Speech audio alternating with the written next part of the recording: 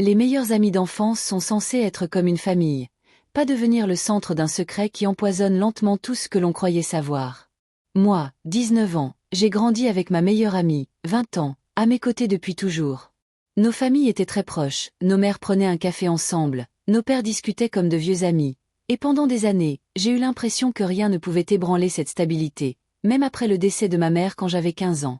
Mon amie était celle qui restait, celle qui était là, celle qui m'aidait à traverser les pires moments, et je lui faisais une confiance absolue, comme à une sœur. Mais à un moment donné pendant mes études supérieures, quelque chose a commencé à changer, d'une manière que je n'ai pas comprise au début. Cela a commencé subtilement. Elle rendait visite à mon père plus souvent, lui apportait le dîner après ses longues journées de travail, insistant toujours sur le fait que c'était juste par gentillesse, juste pour aider, juste être là. Je ne me suis pas posé de questions au début, car elle avait toujours été proche de ma famille, mais j'ai fini par remarquer des détails qui ne correspondaient pas à l'image que j'avais d'elle. Elle s'habillait différemment quand elle savait qu'il serait là, elle choisissait des moments pour venir me voir quand je n'étais pas là, et elle semblait étrangement intéressée par sa routine, ses humeurs, même son silence. Mon père, 38 ans, n'avait pas eu de relation depuis la mort de ma mère, comme s'il avait mis sa vie entre parenthèses pour mon frère et moi, et nous l'avions tous deux encouragé à aller de l'avant, à revivre, à ne pas se noyer dans le chagrin et les responsabilités.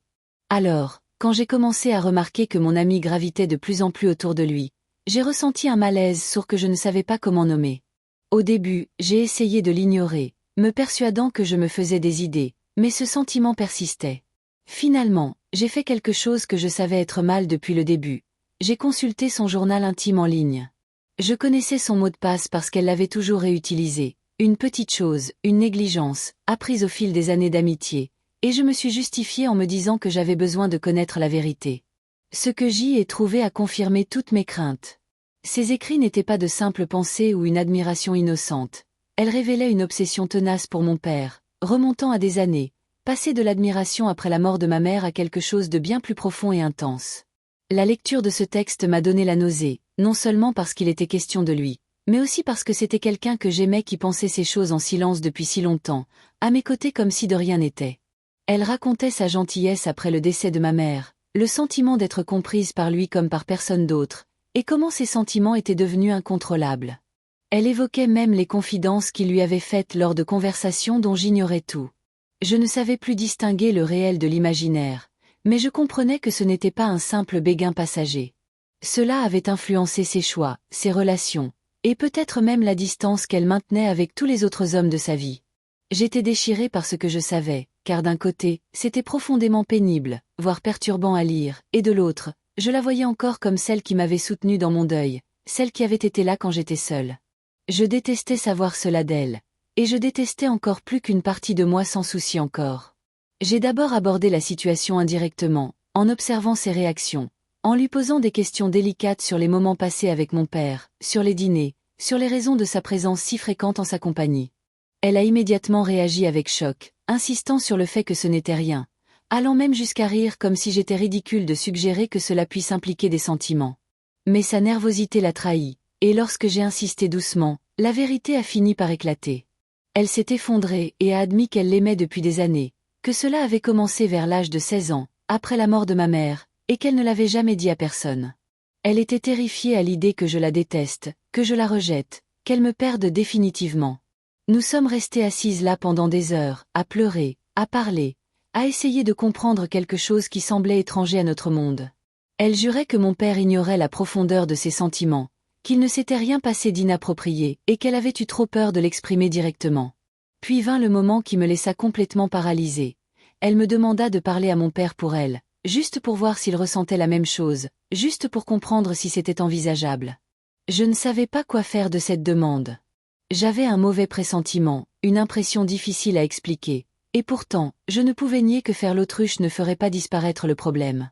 Finalement, après de longues conversations et plus de larmes que je ne l'aurais cru possible, j'ai accepté de lui parler non pas pour le forcer à quoi que ce soit, non pas pour décider à sa place, mais simplement pour faire éclater la vérité.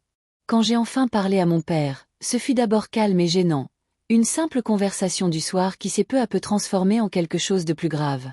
Je lui ai demandé directement s'il avait remarqué quelque chose de sa part, s'il comprenait ce qu'elle ressentait. Il n'a pas réagi avec la surprise ou le déni que j'attendais.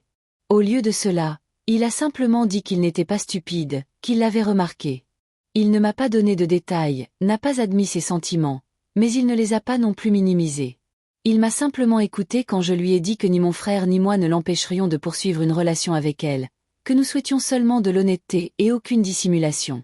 Sa réponse était calme, presque trop calme, me laissant perplexe quant à ses véritables pensées.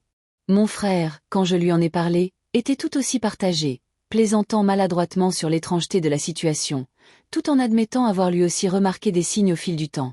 Pendant un bref instant, j'ai eu l'impression que tout était reconnu sans que personne n'en assume vraiment la responsabilité. J'ai raconté à mon amie ce que j'avais fait, que j'avais parlé à mon père, et elle a décidé qu'elle devait lui parler elle-même. Je ne savais toujours pas si j'aidais ou si j'empirais les choses. Quand elle est allée le voir, je n'étais pas là, et la suite ne s'est pas déroulée comme elle l'espérait. Elle est revenue le cœur brisé. Mon père lui avait dit avec douceur mais fermeté qu'il la considérait comme une fille, que même s'il tenait beaucoup à elle, il n'éprouvait aucun sentiment amoureux. Il avait essayé d'adoucir ses propos, de préserver sa dignité, de faire en sorte qu'elle ne reparte pas honteuse, mais sa réponse était sans appel.